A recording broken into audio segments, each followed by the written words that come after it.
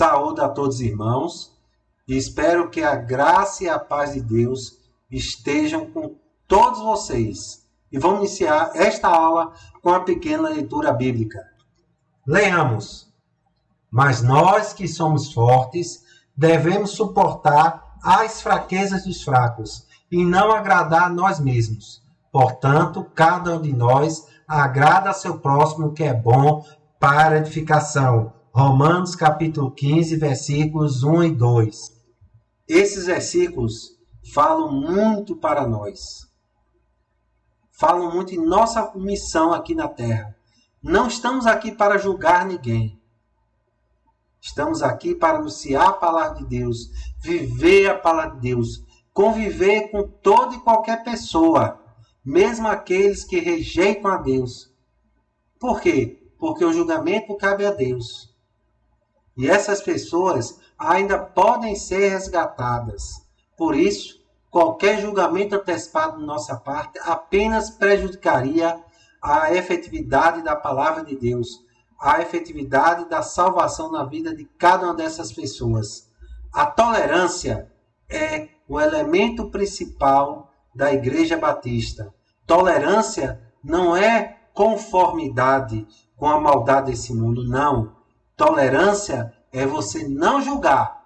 Nós devemos viver a palavra de Deus e não querer impor aos outros. Nós devemos vivê-la. E assim, ao vivê-la, essas pessoas podem crescer em seu coração o desejo de efetivamente conhecer a Jesus Cristo. Vamos agora continuar a aula em que nós estamos vendo os surgimento dos batistas dentro do quê? Dentro do ambiente propiciado pela reforma na Inglaterra. Vamos agora verificar alguns elementos dados na aula passada. Vamos lá. A Inglaterra é uma ilha.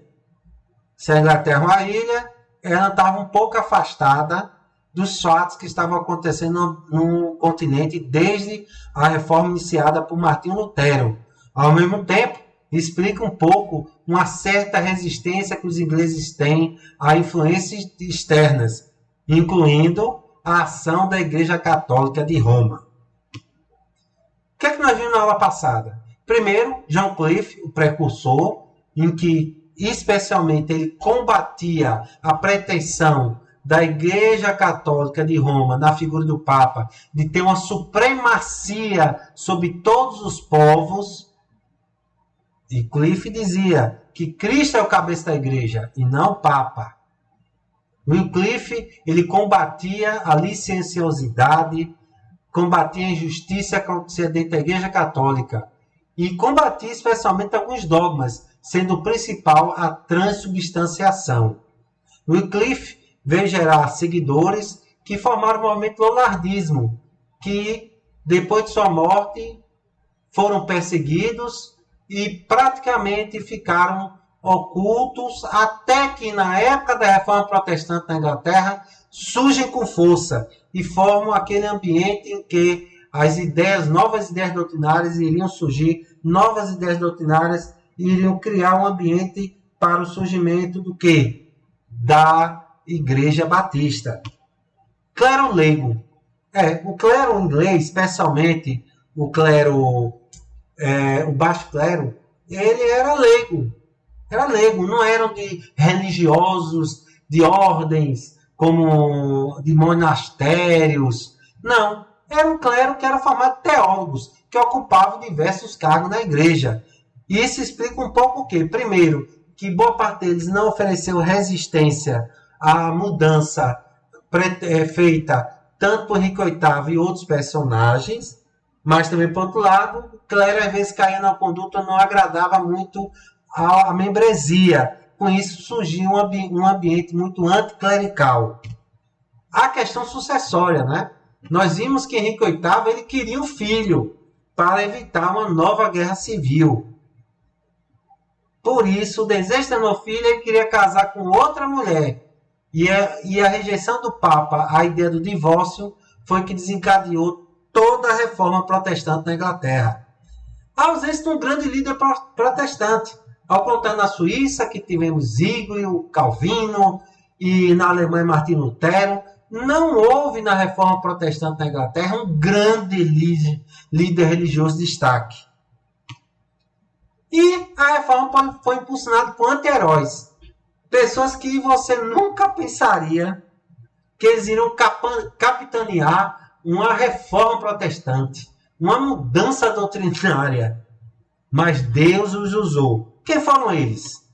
Henrique VIII, o rei da Inglaterra, homem muito alto para a época, em torno de 1,85 m a 1,90 m, um homem inteligente, católico ortodoxo, mas mulherengo. E, ao mesmo tempo, um homem que queria um filho desesperadamente. Catarina de Aragão, sua primeira esposa, deu uma filha. Ele acaba se apaixonando por Ana Bolena e se divorcia de Catarina, que é negado pelo Papa. Então ele decide o quê? Vou me separar na marra. E acaba o quê? Promovendo descasamento entre a Igreja da Inglaterra e a de Roma. Ana Bolena não dá o filho para ele, dá apenas Isabel, que seria a sua sucessora. E a terceira esposa de destaque, Jane Seymour, que acabou dando o desejado filho para ele, que o sucederia como Eduardo VI.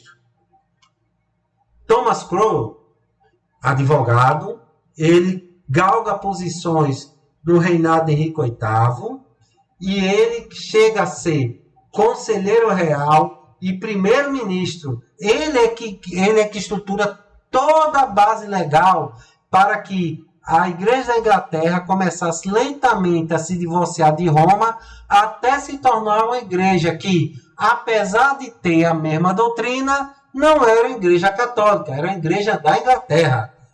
Ambicioso, ele disseminou a palavra de Deus, estimulou a primeira tradução da Bíblia para o inglês, promoveu a divulgação da leitura bíblica entre os leigos e também ele tomou bens da igreja em nome do Estado, enfraquecendo o poder que a Igreja Católica tinha lá na Inglaterra.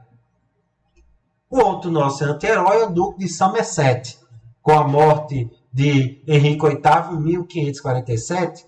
De 1547 a 49, Eduardo VI, que era uma criança de 9 anos, ele foi tutoriado por um conselho em que se destacava o Duque de Somerset. Homem ambicioso, mesmo assim, ele promoveu a radicalização do movimento protestante na Inglaterra. Como? Primeiro, retirou toda e qualquer proibição, limitação à tradução, publicação e divulgação da Bíblia. Ele criou o primeiro livro de orações, em 1549, em que ele era um livro que padronizava os ritos que a igreja deveria ter, retirando diversos aspectos que eram fortemente católicos, apesar que o livro não era uma ruptura total, que ainda possuía algumas coisas estranhas, feito oração pelos mortos, apesar que ela não era obrigatória, tinha também oração de exorcismo no batismo, ou seja, era uma mistura, era um Frankenstein, mas levava a Igreja da Inglaterra a caminhar uma trilha diferente da Igreja Católica e promoveu a última grande tomada de bens da Igreja. A partir daí, nunca mais a Igreja da Inglaterra ou os católicos teriam mais o poder do dinheiro para pressionar a realeza. E, ao mesmo tempo, os nobres e amigos do rei que receberam aqueles bens, eles passaram a ser um elemento de convencimento a qualquer sucessor de Henrique VIII que pretendesse voltar ao que era antes. Porque o temor dessas pessoas que foram agraciadas por esses bens é que os bens fossem tomados deles e devolvidos à Igreja Católica. Entre essas pessoas destaca-se a figura de Maria I. Quais foram as consequências? A irreversibilidade da reforma da Inglaterra. A reforma da Inglaterra ela não seria nunca anulada.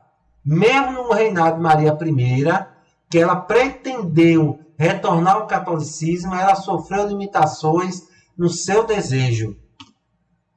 Havia uma certa tolerância dos grupos religiosos que, no reinado de Isabel, pouco a pouco foi diminuído por diversas questões até terminar numa perseguição. A palavra de Deus foi disseminada. Onde a palavra de Deus é disseminada, cria-se um terreno propício para o surgimento de diversas correntes doutrinárias. Ou seja, a palavra de Deus é a verdade que liberta. Quem lê a palavra de Deus não compreende aqueles ritos católicos, doutrinas católicas, certas posturas, e ele passa a ter uma visão completamente diferente de Deus e da missão que ele conferiu a cada um de nós. Nós vimos na aula passada que morreu o Henrique VIII, 47, sucede seu filho, só governa 6 anos e morre aos 15 anos, provavelmente tuberculose. Aí sucede ele, Maria I, que era filha de Catarina Aragão, a primeira mulher de Henrique VIII.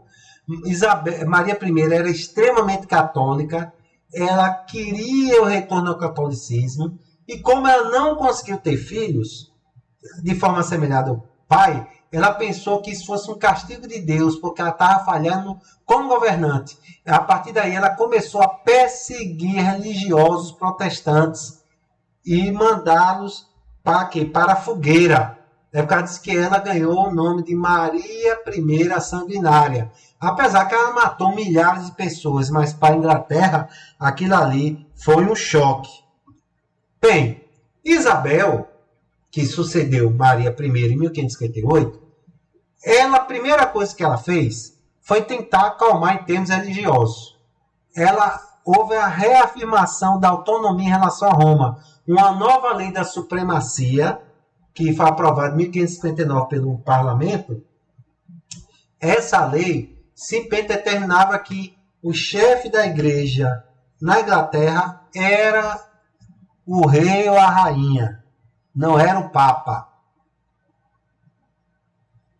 Com isso, ritos religiosos, regulamentos de Roma, bulas papais e até decisões quaisquer não teriam validade na Inglaterra, salvo se por acaso fossem aceitas por quem? Pelo governante. Ela constituiu uma declaração doutrinária que foi a base da Igreja Anglicana. Houve, durante o reinado de Henrique VIII, a aprovação da Lei dos 42 artigos, que depois foi parcialmente revogada durante o reinado de Maria I. E simplesmente Isabel aproveita essa lei, faz adaptações e ali estabelece. Basicamente, a Igreja Anglicana era assim, uma prima da Igreja Católica em diversos aspectos. Não era a Igreja Católica, mas era prima em primeiro grau, tendo o quê? Vestes, diversos ritos, doutrinas feito da Igreja Católica, mas não era a Igreja Católica. Ela adota uma versão modificada do segundo livro de oração durante a maior influência do Duque de Somerset. Foi aprovado em 1549 o primeiro livro de oração, que ele pretendia unificar os ritos que seriam praticados no seio da Igreja da Inglaterra. Em 1552 sai uma segunda versão, a versão de Eduardo VI, que é completamente revogado por quem? Por Maria I. E agora, essa segunda versão, ela é modificada e adotada no reinado de Isabel. Por quê? Porque ela incluía uma oração pelos mártires do reinado de Maria I. Durante o governo de Isabel, existia uma tensão entre os reformadores radicais. Temos que entender, durante a perseguição promovida por Maria I, muitos religiosos fugiram para o continente. E ali tomaram contato com o quê? Com influências dos calvinistas e luteranos.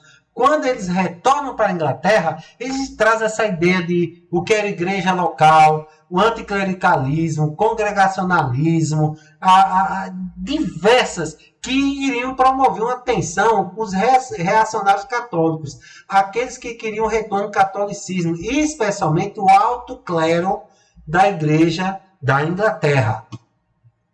Bem, o que vai acontecer? Durante o governo de Isabel I, vai acontecer o quê? Uma tensão entre o clero, o alto clero da igreja anglicana e a membresia protestante.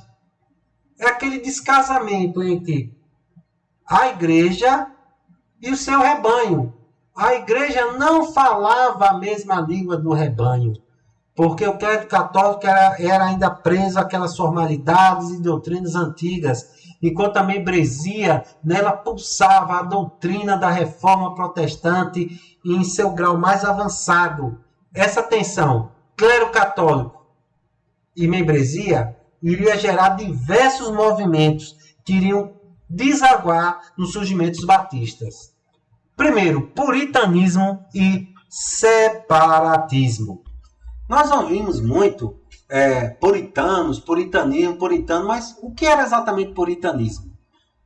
Dentro do seio da igreja anglicana, existiam religiosos, clérigos, membros, que eles queriam que a igreja anglicana ela fosse purificada de todo aquele aspecto negativo da igreja católica. Desde aspectos formais como as vestes, até na forma de organização da igreja. Os puritanos queriam que a reforma protestante ela avançasse na Inglaterra e não ficasse daquele jeito, estagnada por interesse da própria Isabel, que não queria aumentar mais a tensão política dentro da Inglaterra em razão desses conflitos religiosos e também em relação a reis no continente que, estimulados pelo Papa, que havia em 1570 excomungado a rainha Isabel, eles queriam, sobre o pretexto de defender a religião católica, e queriam apenas derrubar Isabel, saquear a Inglaterra e pôr um aliado dele no trono. Então, o movimento puritano ele foi muito importante, porque ele veio dar força para que novas correntes doutrinárias surgissem. O movimento puritano ele só vai enfraquecer na Inglaterra já em meados do século seguinte, quando eles começam a ser duramente perseguidos. Do outro lado, vem os separatistas. Durante o governo de Isabel, os puritanos eles pensavam, ora, tivemos em menos de 40 anos 4 mudanças fortes na igreja anglicana. Será que não poderia acontecer uma quinta que realmente pudesse colocar em definitiva a igreja anglicana nos trilhos da reforma protestante? Como aconteceu no calvinismo, no luteranismo? Era o desejo, a esperança.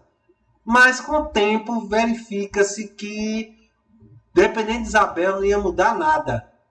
Aí acontece o quê? Uma parte dessas pessoas, dos puritanos, começa a entender que não dava para mudar mais a igreja anglicana. Tinha que se fazer uma nova igreja separada da anglicana. Os separatistas aparecem. O problema é que a igreja anglicana não era uma mera igreja. A igreja anglicana era um aspecto do quê? Da união, da unidade da Inglaterra e também um aspecto do poder imperial, do poder do rei. Então, você criar uma igreja separada, você acaba, querendo ou não, questionando a influência do rei na igreja e também ia provocar também outra coisa muito importante, uma maior liberdade de pensamento das pessoas que poderiam desaguar na perda de poder do rei.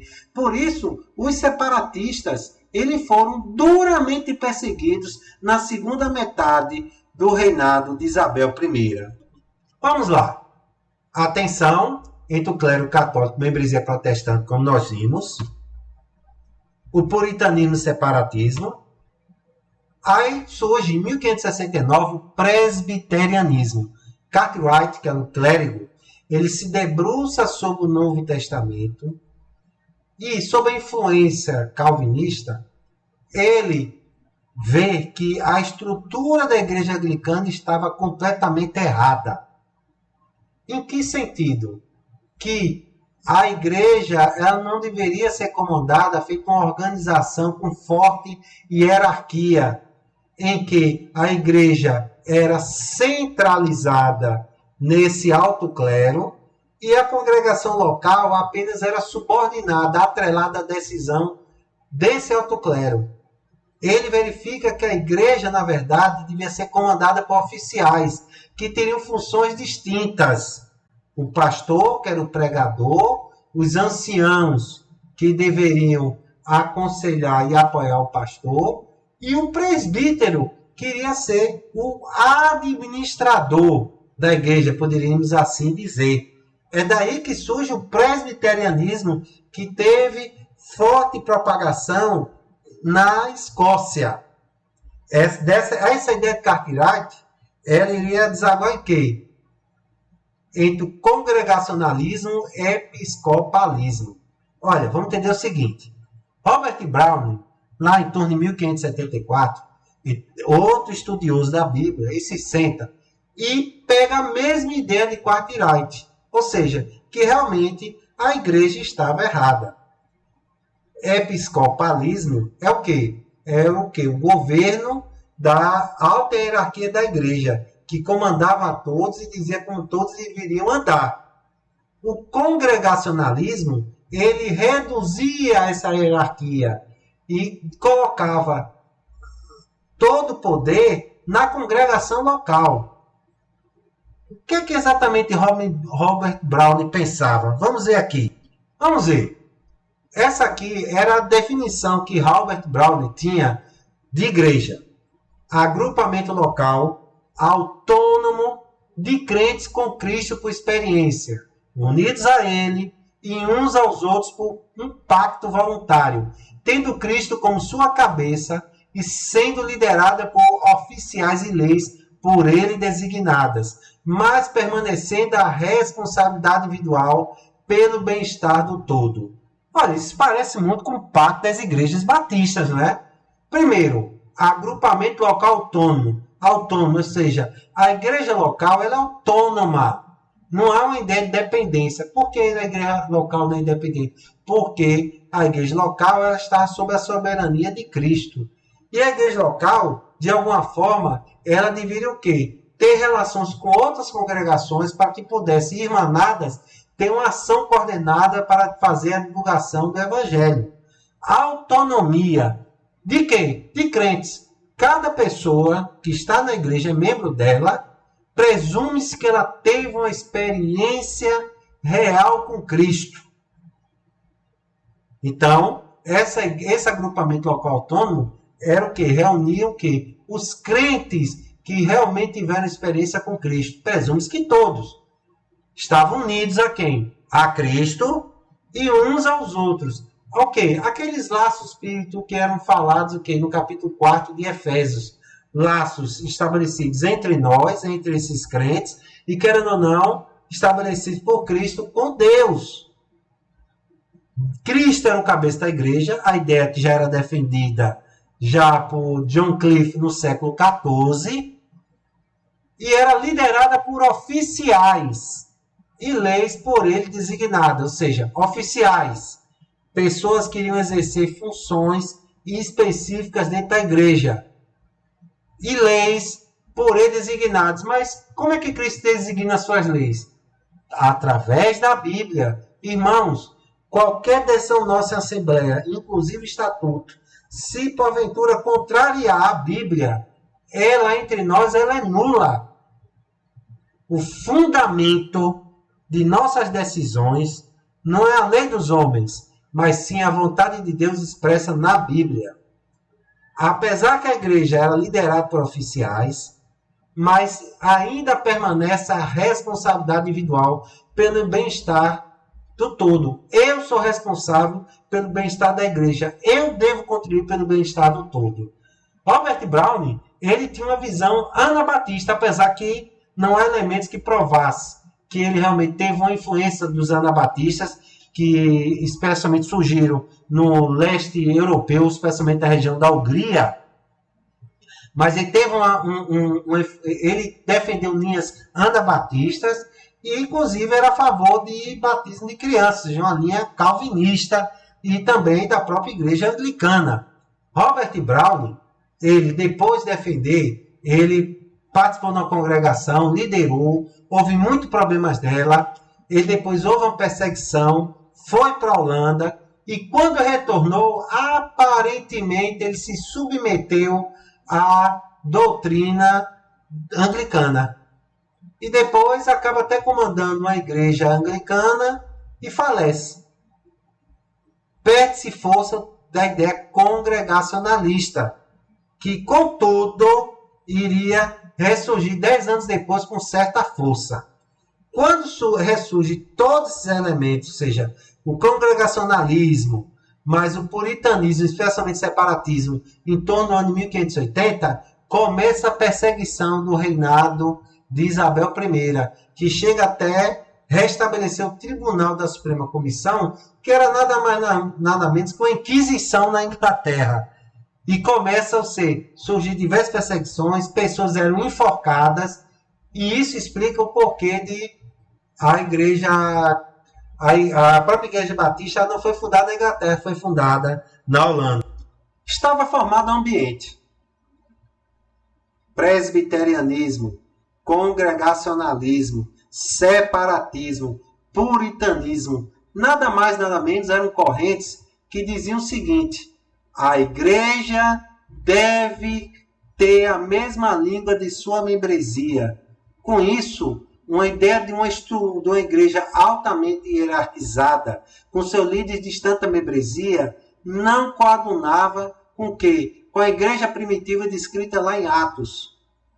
Essa mesma igreja era incompatível com a igreja anglicana, que, devido a interesses políticos, não sofria uma reforma considerável. Assim, os puritanos entendiam que, muitos deles entendiam que não tinha mais jeito, tinha que fundar uma nova igreja. Aí vem os separatistas. Todos os elementos, separatismo, puritanismo, congregacionalismo, seriam as ideias que fortemente iriam influenciar o início da igreja batista. Vamos continuar. Continuando. Barron e Greenwood. Praticamente poucos aqui ouviram falar desses dois homens. Esses dois homens, lá em meados de 1580, eles criaram conjuntamente uma congregação na Inglaterra, ou seja, uma igreja separada da igreja anglicana, e defendeu as ideias do que? Não puritanos, mas separatistas e também congregacionalistas. Com isso, eles começam a ser perseguidos, fogem e depois retornam para a Inglaterra, onde finalmente são presos e enforcados em 1593. Ou seja, uma lei que foi aprovada logo depois do restabelecimento da Inquisição na Inglaterra, no ano seguinte é aprovada uma lei que determinava que todo aquele que negasse a igreja anglicana deveria ser enforcado.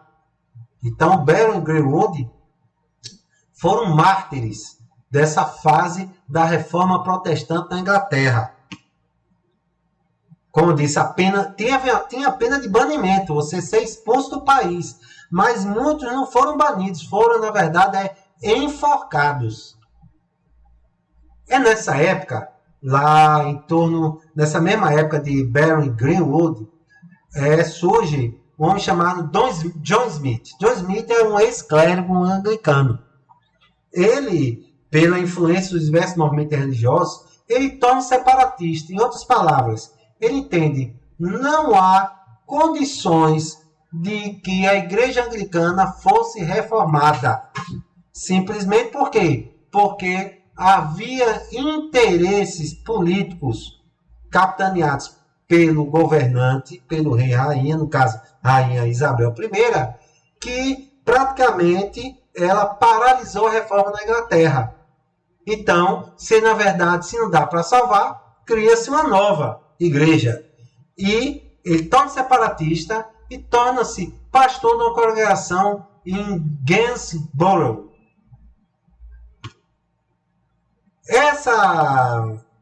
Essa congregação, depois ela vai para a Holanda. Por quê? Acontece o seguinte: no reinado do sucessor de Isabel I, Jaime I, a igreja anglicana ela passa a ter uma postura extremamente... Já tinha começado o reinado de Isabel, mas no reinado de Jaime I é radicalizada e ela passa a perseguir de forma sistemática todos os separatistas. Assim, os membros da igreja e John Smith pensam que é melhor, recomendável ir para a Holanda.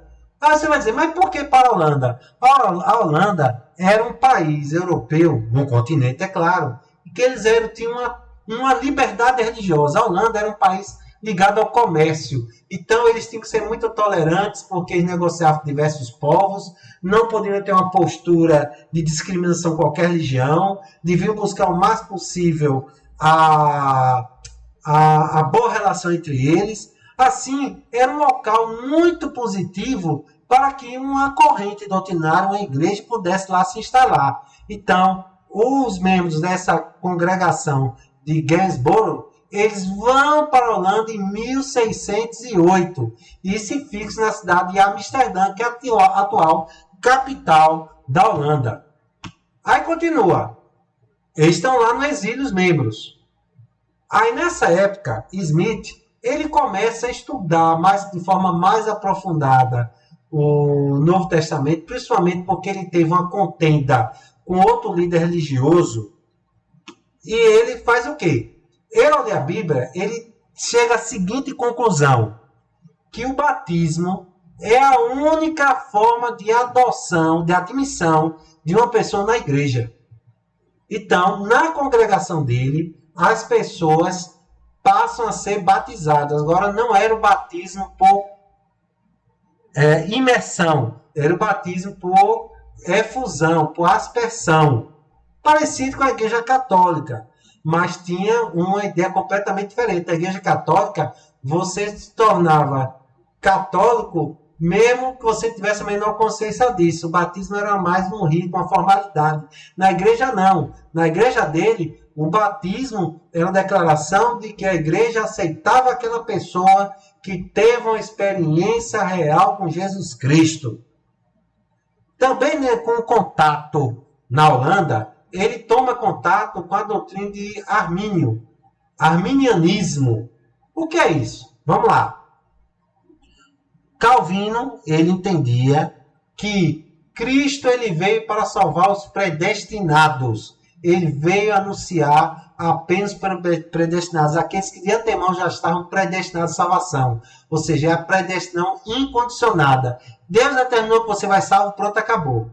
Armínio contendeu com essa doutrina calvinista, quando ao estudar a Bíblia, ele entendeu que as mesmas passagens, as mesmas 5 verdades, um livro que Calvino escreveu, em que reunia a doutrina que ele defendia, essas mesmas 5 verdades tiveram uma nova visão, através de Armínio, que ele passou a defender a ideia de predestinação condicionada. Sim, Deus cria pessoas que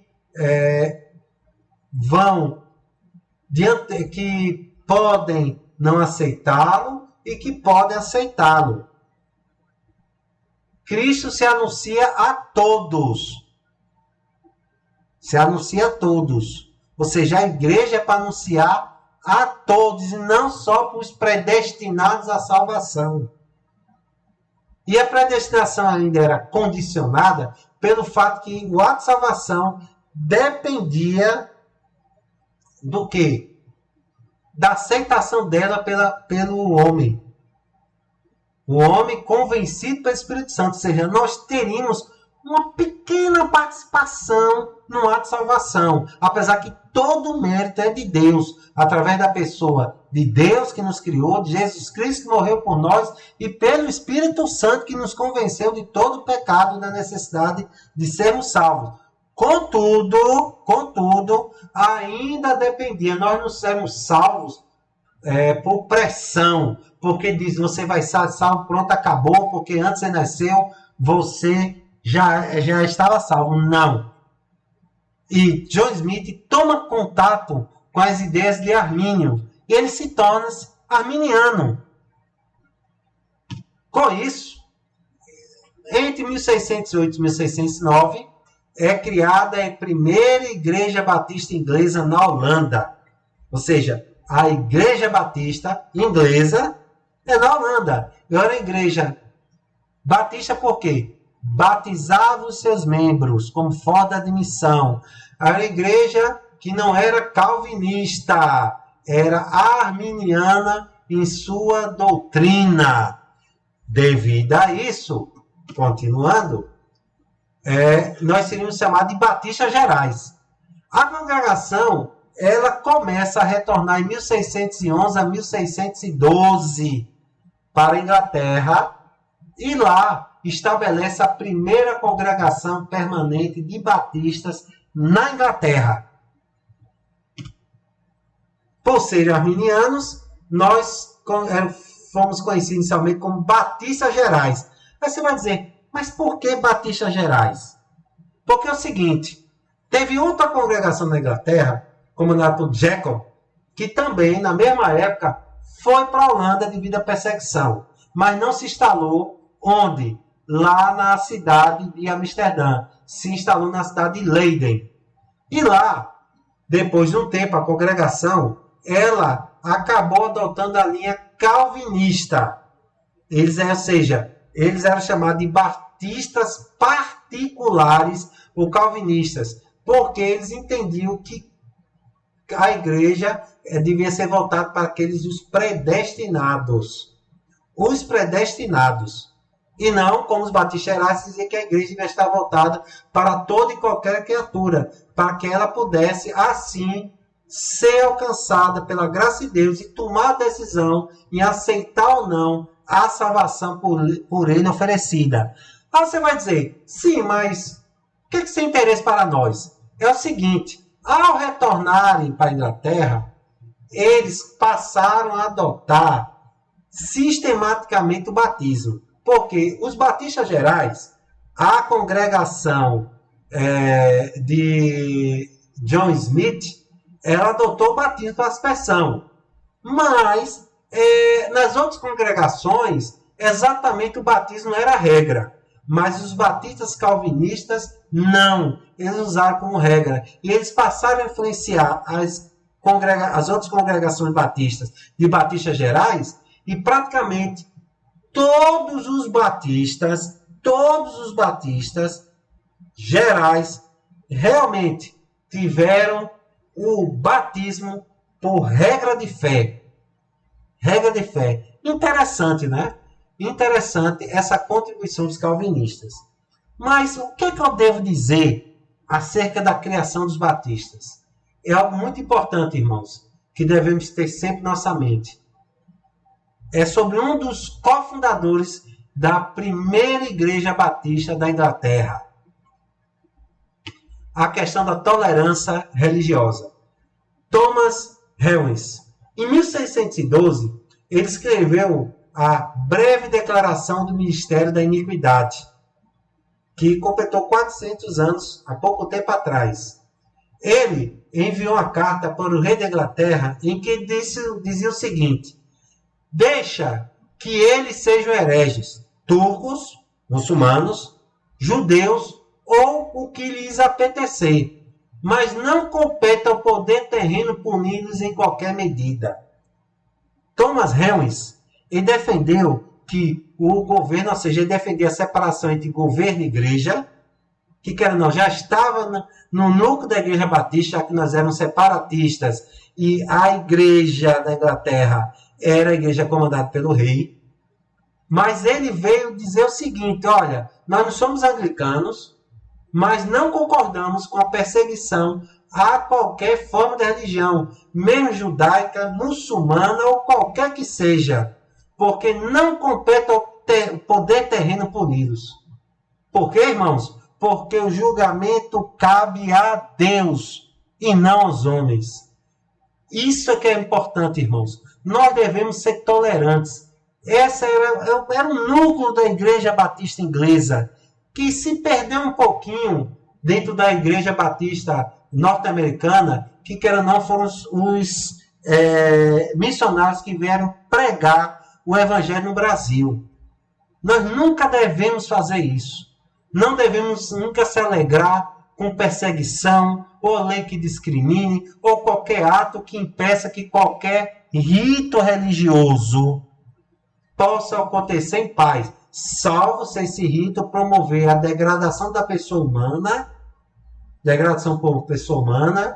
ou sacrifícios humanos, Isso não. Até a própria lei proíbe. Mas que cada um fique na sua religião. Sabe por quê, irmãos? Religião é um aspecto pessoal. É algo nosso. É nossa relação com Deus. Não cabe a mim impor a vontade de Deus ao outro. Não cabe a mim impor a doutrina de Deus ao outro. Não cabe forçar o outro a estar na minha igreja. De forma nenhuma. Cabe sim a minha pessoa viver a palavra de Deus. Cabe sim a mim viver a palavra de Deus. Defender sim a igreja contra qualquer intromissão em seu rito, em seu funcionamento, em sua missão, em qualquer interferência de governo, de associação, de qualquer organização, de qualquer pessoa. A Igreja Batista, ela deve viver a palavra de Deus, viver até as últimas consequências, anunciar a palavra de Deus, e que os outros tomem essa decisão. E, se possível, pela graça de termos anunciado essa pessoa, termos dado a ela a oportunidade dela conhecer a Cristo, sentir-se incomodada por sua mensagem, e assim venha tomar a decisão. Então, essa é a grande mensagem que é dada pelos primeiros batistas. Tolerância. Devemos ser tolerantes. Tolerância não quer dizer nos comunicar com as trevas. Não. É deixe que eles vivam. Eu vou viver o Evangelho. E assim, estudamos o surgimento dos batistas na Inglaterra, a gênese de nossa denominação. Na hora que vem, nós vamos cair mais num aspecto mais específico, que é os batistas no Brasil. Agradecendo a atenção de todos e, novamente, eu peço a Deus que continue na vida de cada um de nós, nos protegendo de todo o mal, dando-nos plenamente a sabedoria para que possamos tomar apenas as decisões que sejam do agrado de Deus. E mesmo nesses momentos difíceis, que os nossos laços, os laços do Espírito Santo, de forma nenhuma sejam enfraquecidos. Amém? E até mais, irmãos.